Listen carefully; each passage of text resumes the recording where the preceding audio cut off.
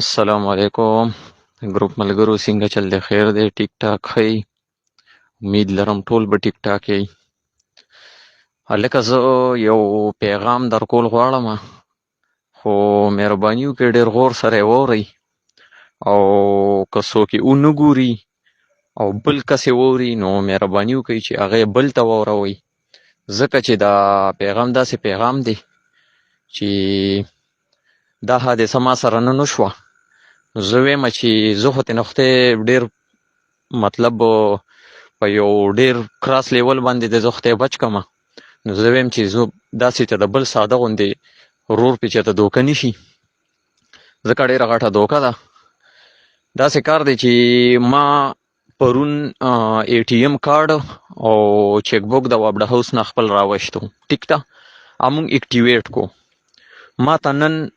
د یو بی ایل چې کوم هیلپ لاین دی په کوم باندې چې ای بی ایل کارډ مطلب اکټیویټ کیږي هغه هیلپ لاین نه به تاسو ته کال راځي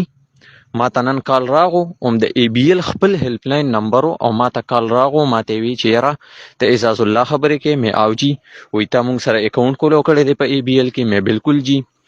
لکه تر دونه پورې انفارمیشن به هغوی تاسو ته درکوي که نه چې هغه ما ته زما سی این ای سی مکمل وي هغه ټیکو پلار نوم مطلب نیم فادر نیم مکمل ایڈریس هر یو سیز د ای ټي ایم اکاونټ نمبر هر یو سیز به تاسو ته وایي چې یاره دا نمبر ستا دی ته به ورته او بالکل ټیک پې وایي هیلپ لاین نمبر هم چې وګورئ مکمل د ای بی ایل چې کوم خپل هیلپ لاین نمبر دی هماغې نه به تاسو ته کال راځي لکه مطلب تاسو به 100% شور یې چې دا ای بی ایل والے دي ټیک ده ای با مکمل تاسو مطمئن کی تاسو ته وایي چې بس مونږ د هیلپ لاین نه تاسو ته کال شوی دی او دغه د زړه نه وباسئ چې یا دا دي یا هغه دي که نه تاسو نه به دی څلور ډیجټ وباسي په څه طریقه تاسو ته به وایي چې یاره ته ای ټي ایم بیک واړوه فرنټ نه بیک سایډ باندې وګوره دا ډیجټ پې شته ته به ورته او بیا به ورته وایي چې دې پسې دا ډیجټ شته بیا به ته به ورته چې او هغه به هم تاسو ته ټیک وایي اخري به تا ته وایي چې دې پسې څلور ډیجټ کم دی هغه ته ووایه ته به که ته تپوس وکړې ما ته نه تپوس وکړه چې دا په کومه سلسله کې ته ما نه دا تپوس کې هغه ما ته وایي چې یاره دا د 2021 د کال چې کوم ټیکس دی 21,000 روپۍ دا زه ستا اکاونټ ته ټرانسفر کول غواړم تا ته معاف کول غواړم ټیک ده شکر وباسم چې زه په بازار کې وم ما سره ای ټي ایم کارډ نو کني ما ورته وی نو ما ورته چې ما سره خو ای ټي ایم کارډ نشته او زه فلحال سکار په باره کې بار ته راوتی یم او چې زه کور ته لاړ شم ای ټي ایم کارډ به وګورم بیا به زه تاسو ته دغه وکړم هغه ما ته وایي چې ته به کور ته څه ټایم ځې ما ورته ویم یاره زه خو به کور ته چې کوم دی نو داسې 8 بجې خوش ازم هغه ما ته ټیک ته وایي زه به تا ته 8 بجې بیا کال وکړم زه احتیاطاً لاړم د پبو زمونږ چې کوم ای بی ایل برانچ دی زه هلته لاړم مې یاره دلته زه کنفرم کوم زړه کې مې هسې شک و چې زه لاړم ای بی ایل برانچ ته ای بی ایل برانچ ته زه نن مازدیګر ورغلم هلته زه ډایرکټ مینیجر له ورغلم مینیجر سره زه کېناستم ما ورته ویل سر ما ته د دې نمبر نه کال شوی مې دا ستاسو هیلپ لاین نمبر دی هغه چې څنګه نمبر وکتو ما ته یې وی هیلپ لاین نمبر پې ده وایي څه ډیټا خو دې نه ده ورکړې مې نه جي بس یو څلور ډیجټ تپوس یې رانه کول خو ما سره ای ټي ایم کارډ نو ما ته وایي ډېر خوش قسمت چې ډیټا دې نه ده ورکړې تاسې ای ټي ایم کارډ نو دا وایي هیکرانو دا وایي هیکینګ کوي هیکینګ دی وایي زمونږ هیلپ لاین نمبر چې کوم دی هغه هم هیک کړی دی مونږ ته وایي خپله چې کوم دی مونږ ای بی ایل والا کسان یو او مونږ ته خپله چې کوم دی کله کله رینګ وکړي وایي دا ده چې مونږ خو پی پي یو د مونږ خو دا کسب دی که نه نو وایي دا چې کوم دی دا وایي اکاونټ هیک کوي